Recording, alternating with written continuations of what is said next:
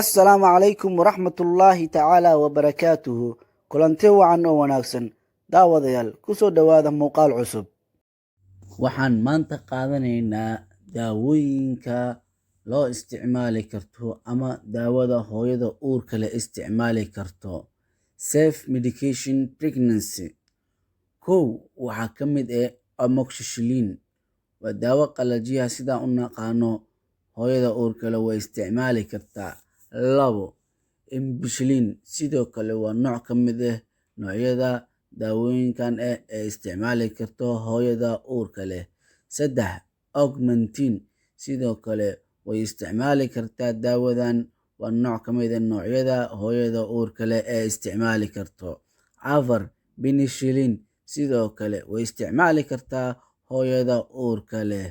Shan, cephalexin sidoo kale hooyada uurka leh way isticmaali kartaa daawadan.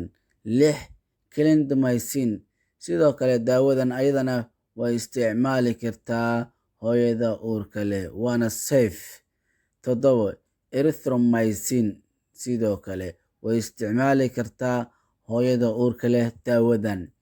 Loratadine waa nooc ka mid ah noocyada daawooyinkan ee hooyada uurka leh ay isticmaali karto.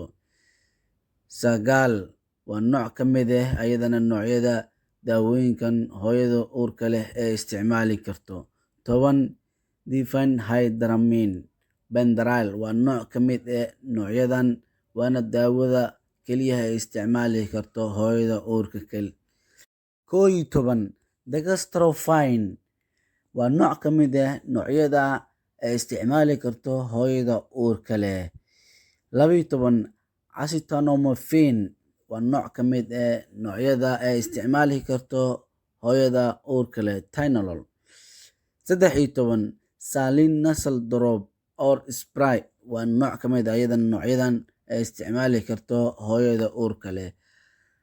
Haddaan idiin sheego 12kan daawo ee isticmaali karto hooyada uurka leh, haddaba hooyo uur leh daawooyinkan way isticmaali kartaa. Sidii hore si aan ugu soo hadalnay, daawooyinkii 13 ahaa aysan isticmaali karin hooyada waa in la kala qaadaa. Farqi weyn ayaa u kala dhexeeyo daawooyinkaas, inaad la socotid oo ka foojignaatid way muhiimsan tahay, wayna fiican tahay. Halkan ayaan cashirkeena kusoo koobaynaa. Wabillaahi towfiiq. Is aragti dambe oo xiiso leh.